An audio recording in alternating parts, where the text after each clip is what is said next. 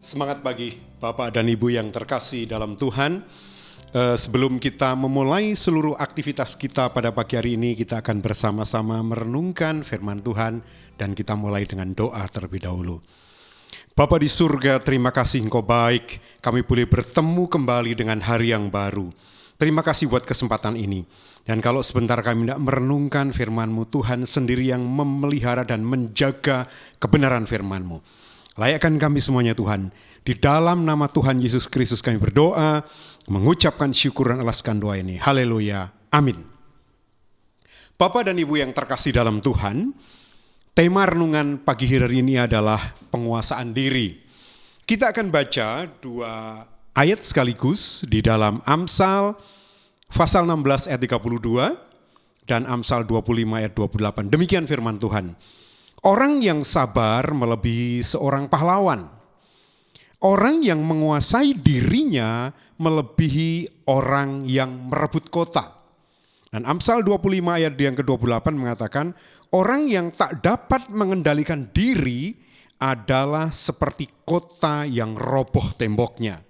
Bapak Ibu yang terkasih dalam Tuhan, konteks dalam perjanjian lama, ketika sebuah kota tanpa tembok, itu artinya sebuah celah. Itu artinya sebuah kesempatan untuk dihancurkan.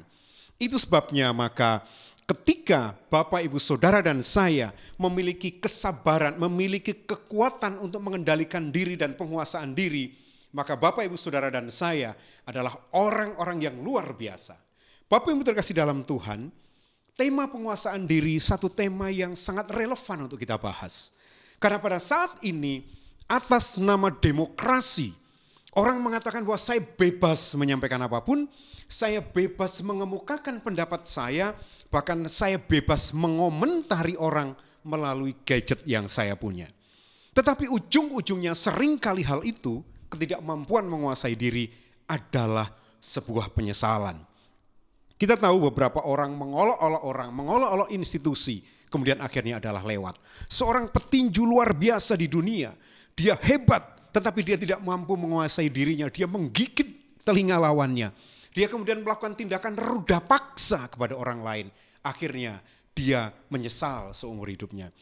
Bapak Ibu yang terkasih dalam Tuhan, di dalam kehidupan kita semuanya, di sini ada perasaan, di situ ada perasaan, di sana ada perasaan, di sana ada perasaan. Artinya penguasaan diri di dalam hidup berkomunitas sangat dibutuhkan. Lalu kalau begitu, menguasai diri dalam hal apa yang seyogianya itu ada dalam kehidupan Bapak, Ibu, Saudara dan saya. Yang pertama, Bapak Ibu, menguasai diri yang pertama adalah belajar menguasai lidah. Lidah ini kecil, tersembunyi bahkan, tetapi dia mampu menghancurkan sesuatu, menghancurkan hal-hal yang besar, menghancurkan bahkan keyakinan, keimanan seseorang. Karena apa? Lidah seringkali tidak dapat kita kendalikan. Nah, Alkitab mengatakan bahwa di dalam Yakobus pasal 3 ayat 5 yang ke-5 sampai dengan 8. Kemudian juga di dalam Yakobus pasal 3 ayat 11 dan selanjutnya di sana dikatakan bahwa lidah juga menunjukkan siapa diri kita. Kalau pembicaraan kita, pembicara yang benar, maka kita mengerti bahwa kita sudah mampu mengendalikan lidah kita. Tetapi seringkali emosi kita membuat kita tidak mampu mengendalikan lidah kita dan menghancurkan kehidupan seseorang. Lalu yang berikutnya, dalam hal apa kita mesti menguasai? Dalam hal pendengaran. Saudara dan saya diberikan 2 telinga dan 1 mulut. Bapak Ibu sekalian, artinya apa? Tuhan kepingin supaya Bapak Ibu Saudara dan saya mengendalikan telinga kita. Berapa jam kita, Bapak Ibu Saudara dan saya menggunakan telinga kita untuk berita-berita yang buruk, berita-berita negatif atau hal-hal yang tidak membangun. Tetapi berapa menit Bapak Ibu Saudara dan saya menggunakan telinga kita untuk mendengarkan pujian kepada Tuhan atau mendengarkan firman Tuhan atau mendengarkan kesaksian yang itu membangun kehidupan kita sendiri. Ya. Dan Bapak Ibu yang terkasih dalam Tuhan, firman Tuhan di dalam Amsal 2 ayat yang kedua mengatakan, sehingga telingamu memperhatikan hikmat dan engkau mencenderungkan hatimu kepada kepandaian. Kalau telinga kita gunakan untuk mendengarkan hal-hal yang tidak benar, maka otak kita, pikiran kita juga akan mengarah pada hal yang tidak benar. Dan selanjutnya, yang ketiga, menguasai mata. Di dalam Lukas pasal 11 ayat 34 maksud saya dikatakan, matamu adalah pelita tubuhmu. Jika matamu baik, teranglah seluruh tubuhmu, tetapi jika matamu jahat, gelaplah tubuhmu. Bapak Ibu yang terkasih dalam Tuhan, beberapa waktu yang lalu heboh. Seorang anggota DPR, bahkan pimpinan DPR, dia menggunakan matanya untuk melihat video-video yang seyogianya tidak ditonton. Nah, bagaimana dengan kehidupan saudara dan saya? Apa yang kita lihat, apa yang kita saksikan, apakah itu hal yang berguna? Atau kemudian kita melihat hal-hal yang baik? Apa itu? Kita membaca firman Tuhan. Mari kita introspeksi diri. Apakah indera-indera yang diberikan Tuhan kepada Bapak, Ibu, Saudara, dan saya, itu sudah kita gunakan, kita kuasai sedemikian rupa. Sehingga yang pertama adalah membangun diri kita. Dan yang kedua adalah bisa membangun orang lain. Penguasaan diri sangat dibutuhkan. Lalu bagaimana caranya saudara dan saya, Bapak Ibu bisa menguasai diri kita, sementara kita ada dalam sebuah komunitas yang terdiri dari berbagai macam orang, terdiri dari berbagai macam latar belakang pendidikan dan tingkat emosional mereka. Yang pertama, tidak secara kebetulan. Hari-hari ini kita memperingati Tuhan Yesus wafat, kemudian bangkit naik ke surga dan menjanjikan kepenuhan Roh Kudus. Minta rohnya memenuhi kehidupan Bapak, Ibu, Saudara, dan saya. Ya, yang pertama, minta rohnya memenuhi kehidupan Bapak, Ibu, Saudara, dan saya. Maka penguasaan diri itu akan ada. Yang kedua, caranya adalah belajar, dan belajar menguasai diri. Ketika kita ketemu dengan masalah, ketika kita ketemu dengan hal yang menyakitkan, berusaha untuk menahan diri.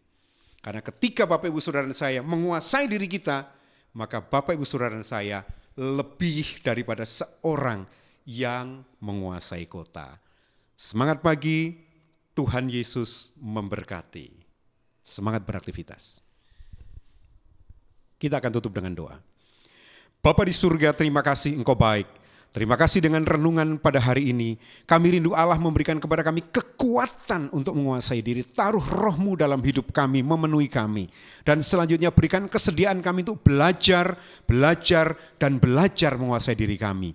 Karena di sana ada kekuatan, di sana ada kemenangan, dan kami boleh memuliakan Tuhan. Di dalam nama Tuhan Yesus Kristus kami berdoa dan mengucapkan syukur. Haleluya. Amin. Tuhan Yesus memberkati.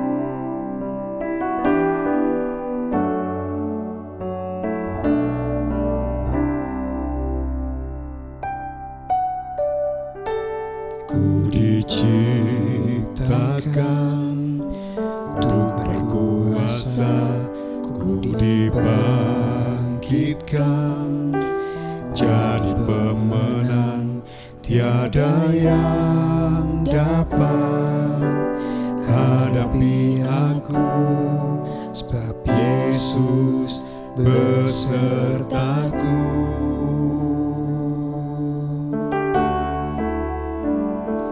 Ku diciptakan untuk berkuasa, ku dibangkitkan jadi pemenang.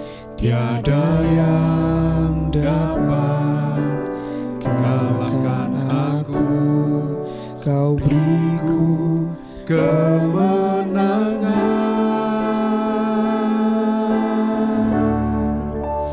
Ku nyanyi haleluya,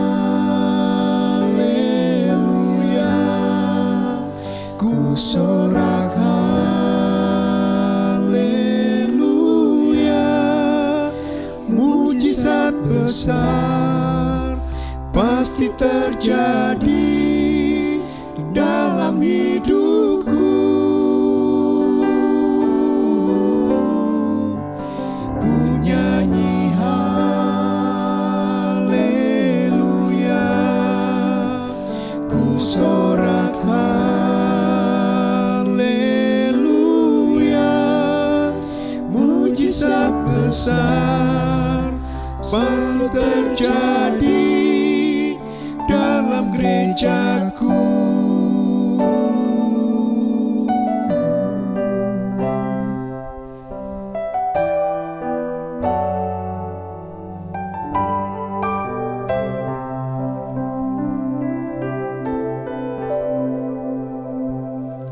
Ku diciptakan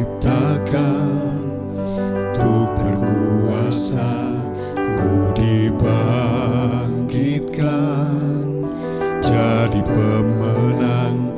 Tiada yang dapat kalahkan aku. Kau beriku kemenangan. Ku nyanyi haleluya, ku sorak haleluya.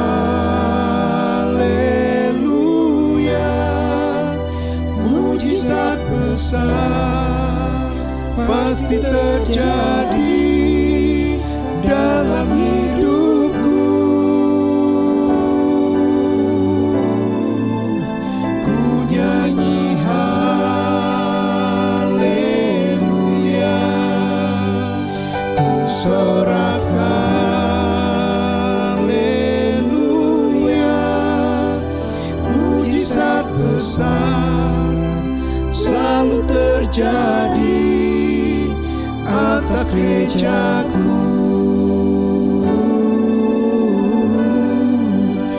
Mujizat besar selalu terjadi atas gerejaku.